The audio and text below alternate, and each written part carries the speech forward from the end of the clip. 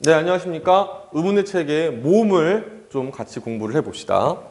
강의를 뭐 연속해서 찍으려니까 되게 힘드네요. 힘든 건 힘든 거고 공부는 같이 또 열심히 해보도록 하겠습니다. 자, 모음이라는 건 뭐냐면 발음할 때 공기의 흐름에 장애가 없는 거예요. 그냥 편하게 발음되는 건데, 자, 우리가 유의할 게 한 가지 있어요. 자, 아까 사실은 자음을 설명했을 때 나와야 될 설명이긴 했는데, 아까 자음들 중에서 이런 말이 있었어요. 안울림 소리라는 개념이 있었고, 그 다음에 울림 소리라는 개념이 있었잖아요. 이 안울림 소리랑 울림 소리의 개념은 차이가 뭐냐면, 안울림 소리는 성대가 울리지 않는 거예요. 그런데 울림 소리는 성대가 울리는 겁니다. 선생님 글씨가 참 아름답죠? 자, 어쨌든 그러면 아까 안울림 소리의 대표적인 말들 어떤 게 있었냐면요. 기역이랑 디귿이랑 비읍, 파열음이 있었죠. 예를 들면 이 친구 갖고 받침 소리를 내보는 거예요. 봐봐. 각, 닷, 밥 이런 식으로 발음하면 이게 성대에 댔을 때 각, 닷, 밥 이런 식으로 발음했을 때 분명히 성대가 울리는 것 같다가 받침에 나오는 기역, 디귿, 비읍이 발음이 되는 순간 성대의 울림이 멈춰요. 그런데 아까 나왔던 울림 소리들 미음, 니은, 리을, 이응 이런 친구들 있잖아요. 예를 들은요. 봐봐. 맘, 난, 랄, 앙. 자, 이런 식으로 봤을 때 얘들은 다 성대가 그대로 울리고 있거든요. 이런 친구들 우리가 울림 소리라고 하는데 이 모음이라는 거는요. 전체가 다 울림 소리예요. 전부가 다. 이건 분필이 이렇게 안 주어지지? 어쨌든 다시 모음이라는 거는 전체가 다 울림소리에 해당한다. 왜냐면 무언가 소리가 나려면 성대가 울려야 되거든요. 그래야 우리가 음운이라고 인식을 하게 되는데 물론 예외가 있긴 있습니다. 시옷이나 히읗 같은 케이스는 성대가 울리지 않아도 상관없어요. 근데 어쨌든 간에 이 모음이라는 친구들 있잖아요. 얘들은요. 확실히 성대를 하고 울려야만 나오는 소리죠. 그죠? 그래서 모든 종류의 모음은 이 발음할 때 조음기관에 장애를 일으키지는 않지만 성대를 울려서 나오는 유성음들이다. 이렇게 이해를 해 주시고 기본적인 체계를 보도록 하겠습니다. 자, 모음은요. 크게 세 가지 체계가 있어요. 첫 번째, 단모음이라는 게 있습니다. 이 단모음이라는 친구는 발음할 때 입술 모양이랑 혀 위치가 안 변하는 거예요. 예를 들면요. 혹은요.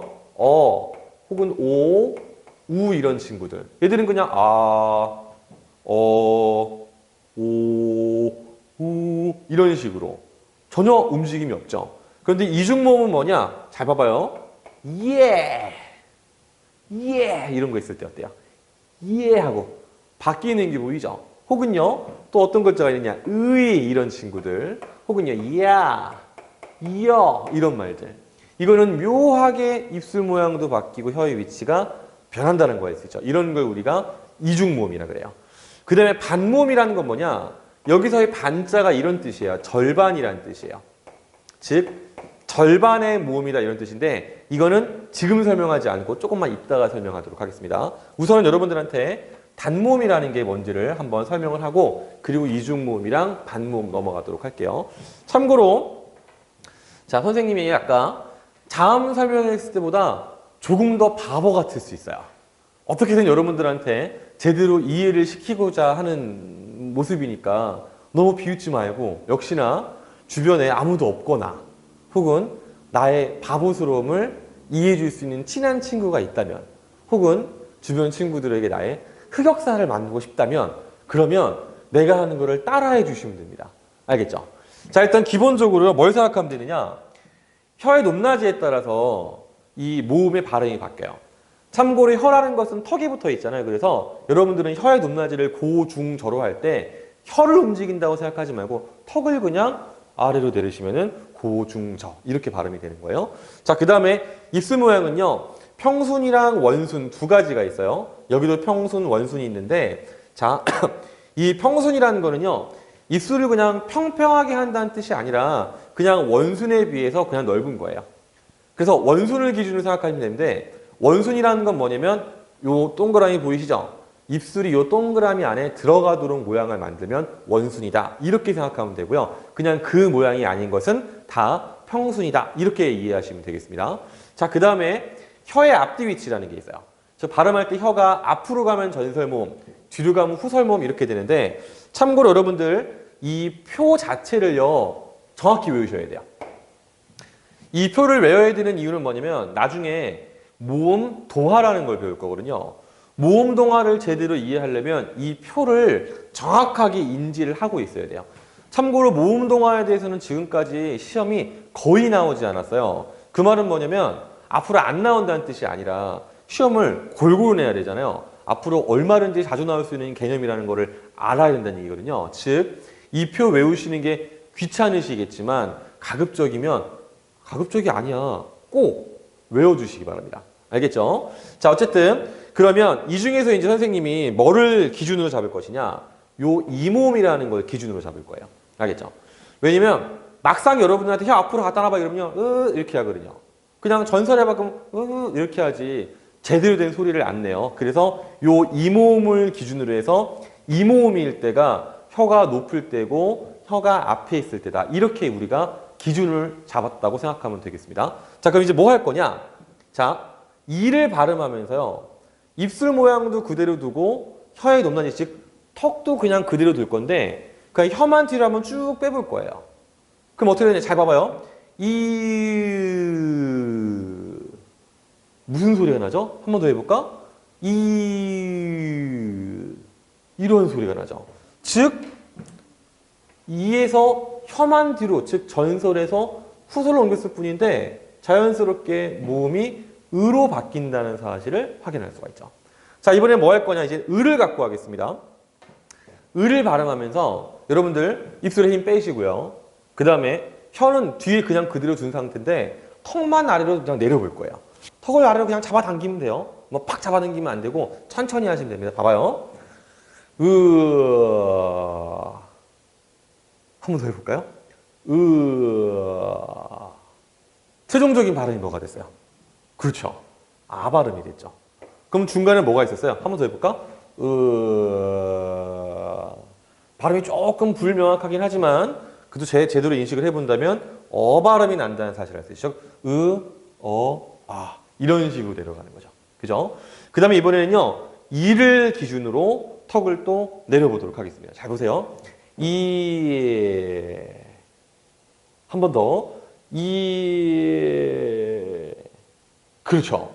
여기서 애 소리가 난다는 거 알 수 있죠. 참고로 말하면 이거랑 중간에는 어이에 이런 소리가 발음이 되는데 우린 지금 잘 인식을 못해요. 그건 이따 다시 한번 설명해 줄 겁니다. 자, 이번엔 뭘 볼 것이냐. 자, 여러분들 이제 평순만 봤으니까 원순도 한번 집어넣어 볼 거거든요. 좀 쉬운 거 먼저 하겠습니다. 잘 보시면 여기 있잖아요. 을을 발음할 때 턱의 위치 그대로 두세요. 그 다음에 혀의 앞뒤 위치 그대로 두세요. 그냥 뭐만 하느냐? 입술만 동그랗게 오므려 보겠습니다. 잘 보세요. 내가 이를 했군요. 의예요. 미안, 다시 할게요. 다시. 무슨 소리가 났어요? 좀 우스꽝스럽긴 하지만 우라는 소리가 발음이 됐죠. 그죠? 이번에는 어를 한번 해봅시다. 오 소리가 발음이 되죠. 그죠? 이거는 사람이라면 누구나 다 되는 거예요. 이거는 인간의 DNA를 갖고 있다. 누구나 할 수 있는 거고 이걸 갖고 우리가 지구인과 외계인의 차이를 구분할 수 있다는 그런 선생님의 학설이 있습니다. 어디 가서 얘기는 하지 마세요.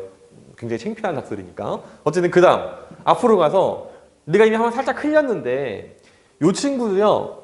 입술만 딱 가운데로 이렇게 오므리면 되게 이상한 소리가 나요. 잘 보세요. 이게 뭔가 우리가 지금 사용하는 말은 아닌데 유사한 소리가 하나가 있죠. 바로 뭐냐면 위 소리랑 유사한 소리가 발음되죠. 그죠? 이번에 이걸 해보겠습니다.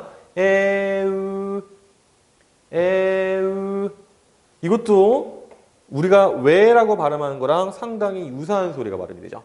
자, 어쨌든 지금 이런 식으로 선생님이 발음되는 위치에 따라서 하나씩 그냥 기계적으로 입술이나 혀나 턱을 움직였더니 이런 글자들이 나왔어요. 이거를 우리가 단모음 10개다 이렇게 설명합니다.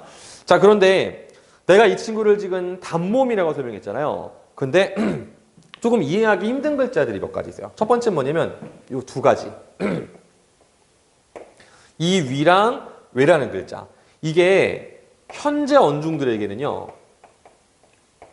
언중이라는 건 참고로 이 말을 사용하는 대중을 말합니다. 현재 언중에게는 이 친구 이중모음이에요. 즉 위, 왜 이런 식으로 입술 모양이 바뀌거든요. 그런데 이 단모음 체계표를 처음 만들던 당시에는요. 많은 언중들이 이거를요. 위, 왜 이렇게 발음하지 않고 이렇게 발음했어요. 선생님은 어렸을 때 우리 할머니가 이런 발음을 하시는 걸 보고 자랐거든요.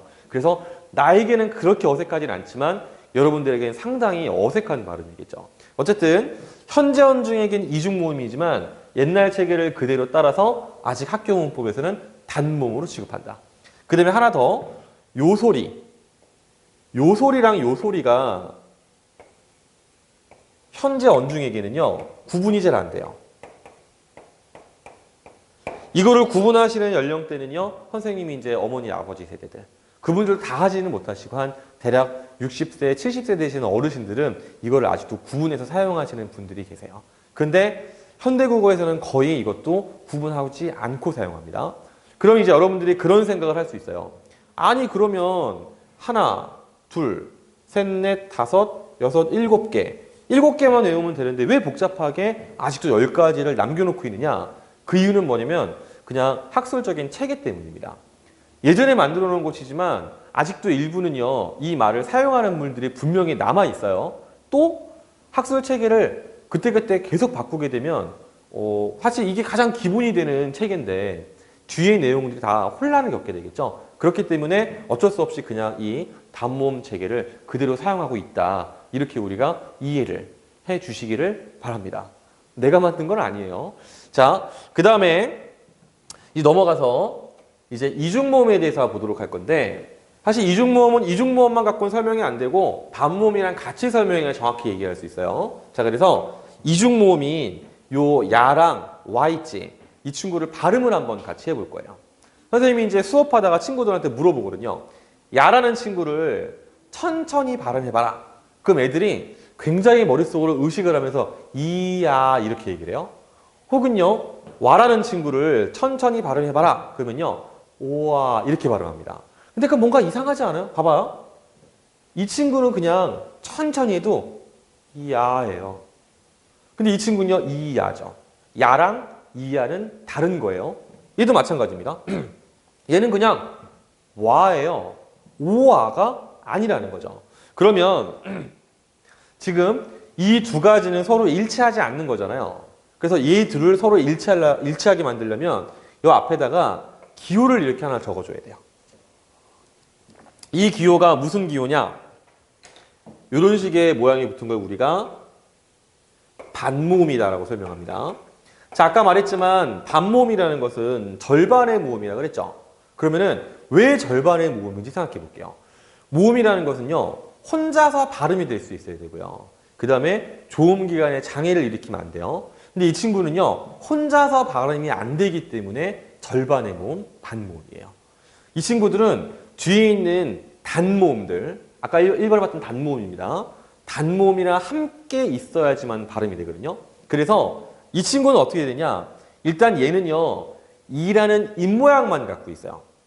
입모양만 갖고 있다가 아라는 소리가 나면서 소리가 미끄러지듯이 연결되는 게 순간적으로 야 소리가 나는 거예요. 잘 보세요. 야. 다시 야. 지금 야라는 소리가 나기 직전에 이라는 입모양을 갖고 있었거든요. 다시 보세요. 야. 야. 이런 식으로요. 즉 이라는 소리가 발음되는 것이 아니라 이라는 입모양이랑 아 소리가 연결되면서 순간적으로 나는 소리가 바로 반모음 이 결합한 야 이렇게 되는 거죠. 와도 마찬가지입니다. 오라는 입모양을 가지고 있다가 아라는 소리가 연결되면서 순간적으로 와 이런 식으로 나는 소리예요. 이게 바로 이중모음이고 반모음입니다. 다시 그래서 이 반모음이라는 건 다시 설명합니다. 모음과 같이 발음하지만 혼자서는 음절을 못 이루고요. 이중모음은 발음하는 동안 입술 모양이랑 혀의 위치가 변하는 것인데 얘는 반모음 플러스 단모음 이런 식으로 나는 소리가 이중모음이다. 이렇게 이해를 할 수가 있는 거죠. 자 그러면 자 이중모음의 종류를 한번 보도록 할 건데 이중모음은 크게는 상향 이중모음이랑 하향 이중모음은 두 가지가 있어요. 그런데 이거는 사실 복잡하고 어려운 개념도 아니고요. 이걸 갖고 여러분 뭐 시험 내거나 그런 것도 아닙니다. 그냥 단순한 분류예요. 어떤 거냐? 상향이중 모음은요. 언제나 반모음이 먼저 나와요. 하향이중 모음은요. 반모음이 뒤에 나옵니다. 참고로 하향이중 모음 그냥 이거 하나밖에 없어요. 잘 보시면 이 친구요. 야여 요요 예예. 그 다음에 와워 왜왜. 이런 것들은 어때요? 반모음이 앞에 나오고 뒤에 단모음이 오지.